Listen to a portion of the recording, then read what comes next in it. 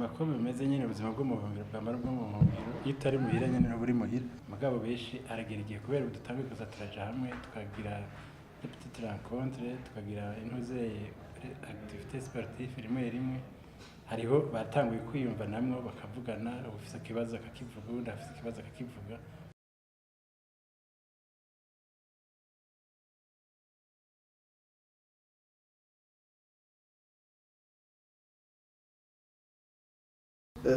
Iyi myaka tumaze tutari mu gihugu cacu turi mu ishuri novuga ko turi mu ishuri ni ishuri ry'ubuzima rikomeye cyane.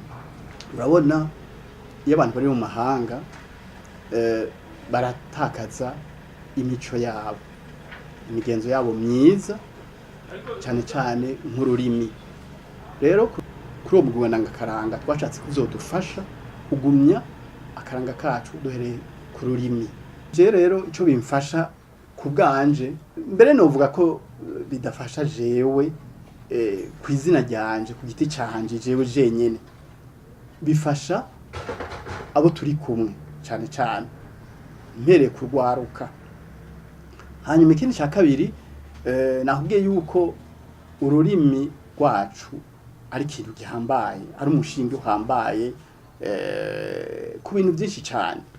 Cyo gituma jewe mbonye ku rurimi turugumije nibaza ko biba bimfashije jewe je ndumva ko merewe neza.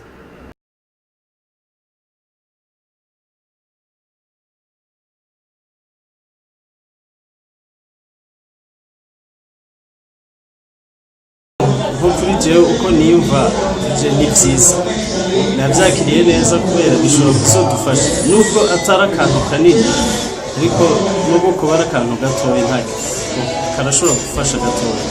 Bana turi impunzi benshi ntibagira aho bakora urumva ashobora kugira ikibazo akabate agwaye akabura ibyo yivuza cyangwa akabura umuntu akabura umufasha kumuhambisha urazi ko bisaba amafaranga ariko tumaze gushiraho ico kigega twizera ko tuzogabanya buke buke.